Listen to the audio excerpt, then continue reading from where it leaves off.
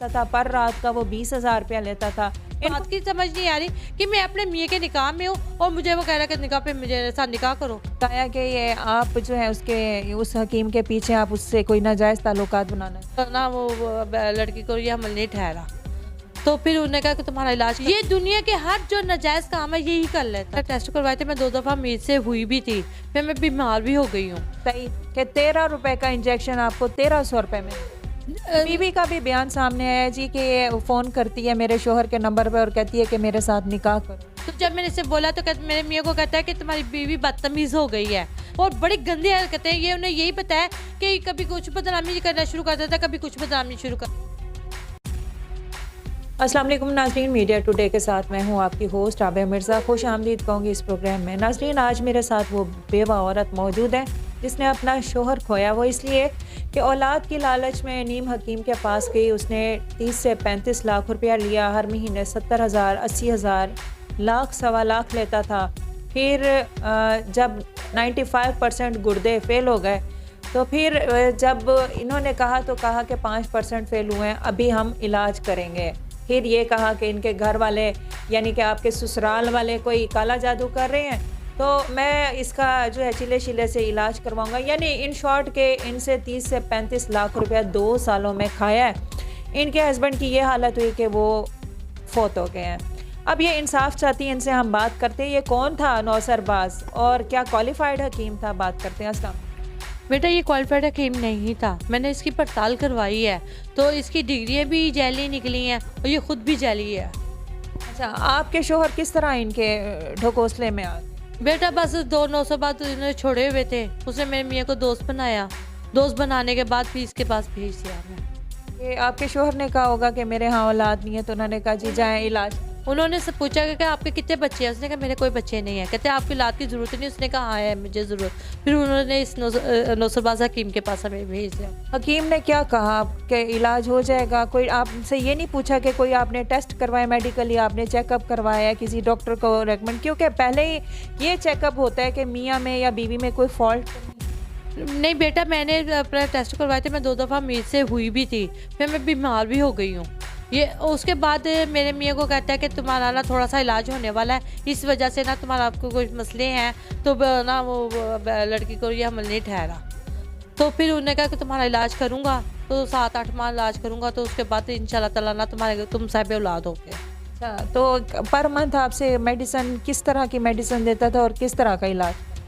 कभी बेटा वो हमें अंग्रेज़ी के टीके ठोक देता था, कभी देसी दवाई दे देता था, और कभी है ना वो कहता था कि ना ये वो जो देते नहीं है फिजियोथेरेपी वगैरह अपने मियाँ के, कहता है वो करूँगा तो इंशाल्लाह ताला ना तुम्हारे घर ना हो जाएगा काम। सारा काम खुद कर? सारा काम खुद करता था। एक उसका ने अपना एक शागिर्द छोड़ा हुआ था, अपना साथी। अच्छा, फिर आपने 2 साल तक इलाज करवाया, आपने पूछा नहीं कि अब तो औलाद हुई नहीं है तो फिर क्या करें?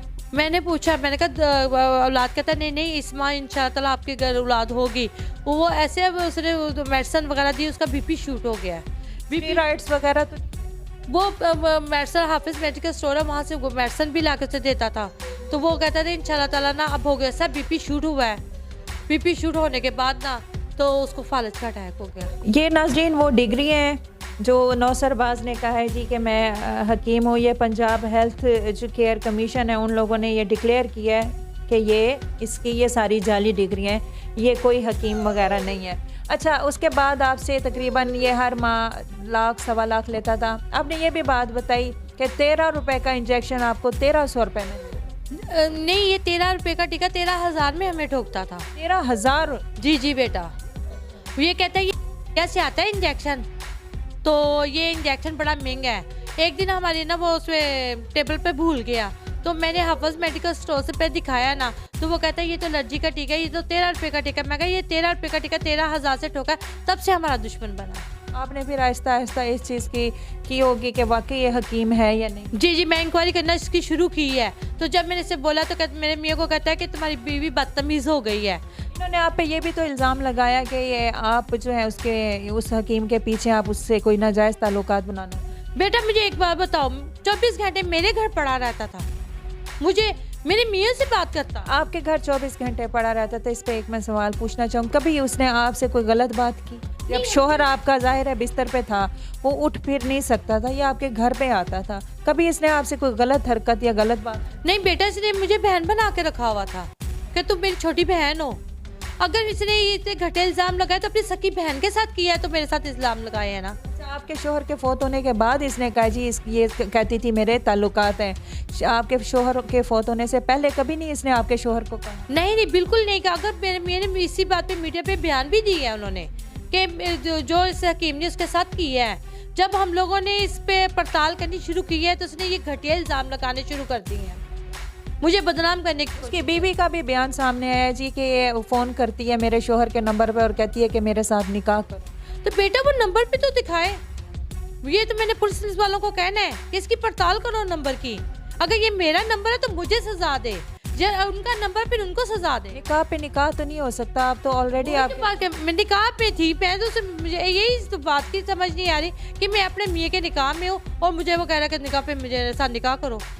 अब हर महीने आपसे ये पैसे लेते थे। जब आपने हॉस्पिटल का रुख करना चाहा तब इसने कहा जी ना जाए, कोरोना में डाल देंगे, आपके शोहर की मौत हो जाएगी, डेथ हो जाएगी, इस तरह का मामला। यानी कि उनका मकसद क्या था? ये घर बटोरना था, आपसे हर महीने पैसे लेना था, क्या था? उनका मकसद ये था कि हमें धक्के खिलवाने के, देखो तो वहाँ हॉस्पिटल वाले कितने पैसे लेते हैं, मैं तो तुमसे कोई पैसा नहीं ले रहा। तो वो इस कहता था कि तुम रोज़ डेली की 2000-2500 रुपये की दवाई ले लो, तुम्हें कोई टेस्ट वगैरह नहीं करवाने पड़ेंगे, ना तुम्हारे पैसे ज़्यादा लगेंगे।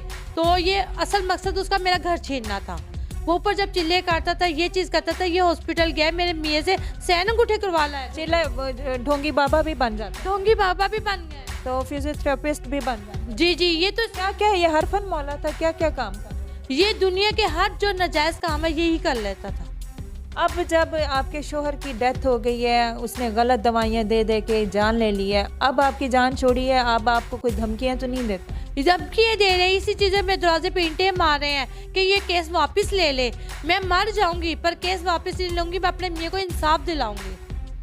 आपके हस्बैंड ने जाते जाते स्टेटमेंट दी है कि मेरी मौत का मौजिब यही बंदा को? बिल्कुल उन्होंने दी है, स्टेटमेंट खुद दी है, मरने से 8 दिन पहले दी है उसने कि मेरी जो जैली दवाइयाँ खाई है, घर लूटने की इसने कोशिश की है और बड़ी गंदी हरकतें। ये उन्हें यही बताया कि कभी कुछ बदनामी करना शुरू कर देता है, कभी कुछ बदनामी शुरू कर देता है। इसके बच्चे हैं? कितने बच्चे? इसके बच्चे 5 हैं। बड़े बड़े हैं? ये खुद भी उम्र रसीद है? क्या उम्र है इस हकीम? इसकी उम्र 60 साल है। 60 साल है और 60 सालों में इसने बड़ा यानी लंबे हाथ मारते हैं। इस तरह आपकी ये आप हैं, आपसे पहले हो सकते हैं कितने लोगों को मजबूर लोग किया इसने जो इसकी बीवी नहीं है वो हम जैसी औरतों को लगा के टीके लगा के ना वो पैसे बटोरती हैं। इसे मेरे मियाँ से पैसे बटोरे हैं। मैं एक फैमिली का सिस्टम बना के बटोरे हैं कि जैसे अपना फैमिली सिस्टम नहीं बना लेते। 5 साल तुम्हारे घर आती रही हूँ, तब मैं ठीक थी। जब मेरे मियाँ ने पैसे मांगे तो कहते हैं तुम मेरे पर डोरे डाल रहे। बेटा मुझे बताओ, वो पाहिज इंसान इस पे क्या डोरे डाल रहे थे? यानी कि आपका कहा कि उसके शोहर पे, हकीम पे आप डोरे डाल रही हैं और आपके शोहर का कहा कि उसकी बीवी पे डाल। जी जी, उसने मेरे शोहर को कहा है कि तुम मेरे पर डोरे डाल रहे तो इसलिए मुझसे पैसे मांग रहा है। जाते जाते जब उनकी डेथ हुई है तो तब भी इनकी वजह से हुई है या वो तिबाई मौत में गए? नहीं, इन्होंने ज़हनी टॉर्चर दिया है बेटा।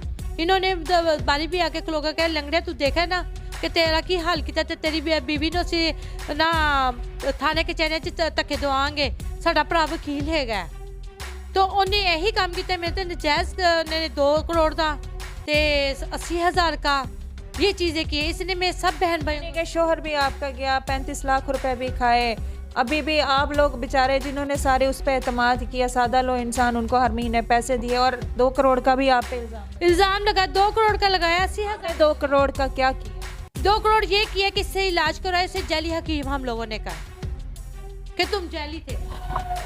इन लोगों से नाज़रीन उसने पैसे भी लिए और इनके हस्बैंड को रिटायरमेंट शीट के पैसे मिले जो 17 लाख रुपए थे, 7 लाख 8 लाख उसमें से लिए। फिर हर महीने लाख सवा लाख की मेडिसन, फिर कोई फिजियोथेरेपी 20,000 की।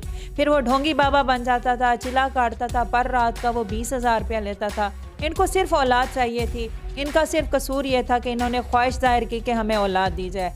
लेकिन उसने ये देखा कि इनके आगे पीछे कोई नहीं है, ज़ाती घर है, 80-90 हज़ार लाख रुपया उस बंदे की सैलरी है, तो हर महीने इनकी सैलरी मेरे ख्याल में सारी वही ले जाता, तो इनके घर से रोटी आती थी हमें। यानी कि खाना भी उनके घर बनता था, वो इजाज़त होती थी तो इनके घर रोटी आती थी, नहीं तो पूरी की पूरी सैलरी रखता था। और एंड यही हुआ कि इन सादा लो इंसान ने अपना आशियाना उजाड़ दिया, शोहर भी चला गया। आज ये किसी की बेटी अडॉप्ट की हुई है, अपनी बहन की बहू की बेटी इन्होंने अडॉप्ट की है और अकेली ज़िंदगी गुजार रही हैं। आपके सामने आपसे गुजारिश है कि नौसर बाजों से होशियार रहें और इस तरह के झांसों में न है कि औलाद हो जाएगी। जितना मर्जी इलाज करवाए, देने वाली रब की ज़ात है। अगर आपके मुकद्दर में औलाद है तो आप मेडिकली चेकअप करवाएं, टेस्ट करवाएं, कोई मेडिसिन लें और अल्लाह के हजूर दुआ करें कि अल्लाह पाक आपको साहिब औलाद करे। ऐसे नौजरबाज, ऐसे नीम हकीम से बाज रहें। एक आपके लिए लम्हा फिक्रिया और एक हिडन मैसेज है। अपना बहुत ख्याल रखिएगा। राबिया मिर्ज़ा को इजाज़त दीजिएगा और इस नौसरबाज के लिए हम दुआ गो हैं कि इसे कैफिर किरदार तक पहुँचना चाहिए। अल्लाह हाफ़िज़।